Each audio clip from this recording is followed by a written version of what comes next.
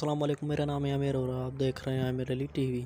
تو دوستوں، ہماری کار چوری ہو جائے یا پھر بائک چوری ہو جائے یا موبائل چوری ہو جائے، یہ تو عام سی ہی بات ہوتی ہے۔ کیا آپ نے کبھی سوچا ہے کہ کبھی جہاز بھی چوری ہو سکتا ہے؟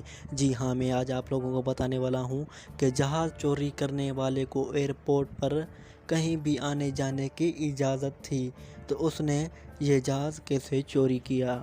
تو چلتے ہیں اپنی ویڈیو کی طرف۔ سبسکرائب کرو عامر علی ٹی وی کو اور بیل آئیکن کو دباؤ انفارمیٹیو ویڈیو سب سے پہلے دیکھنے کے لیے۔ امریکی شہر سیٹل سے ایک ہوائی کمپنی کے ملازم نے ایک خالی جہاز چرا کر اسے ایک قریبی جزیرے پر گرا کر تباہ کر دیا اور خود بھی ہلاک ہو گیا۔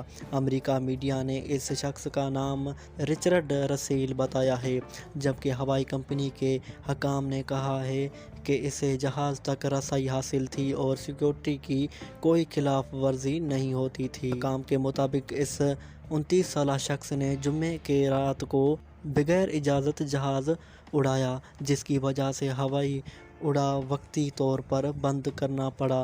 یہ ایئرپورٹ پر 3 سال سے ملازم تھا اور اس کا کام جہازوں پر سامان لوڈ کرنا اور انہیں کھینچ کر لے جانا تھا۔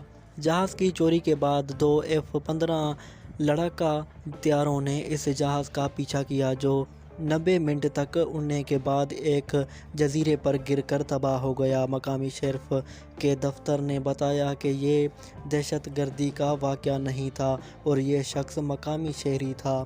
ہوائی کمپنی کے CIO گیری بیک نے کہا کہ اس شخص کے پاس ہوا بازی کا لائسنس نہیں تھا اور انہیں نہیں علم کہ اس نے اس قدر پیچیدہ مشین اڑانے کا ہنر کہاں سے سیکھا۔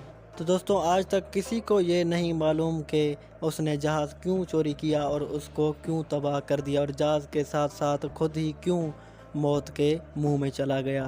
ویڈیو اچھی لگی تو ویڈیو کو کر دو لائک اور ہمارے چینل کو سبسکرائب کرو۔ ملتے ہیں کسی نیکسٹ ویڈیو میں، تب تک کے لیے اللہ حافظ۔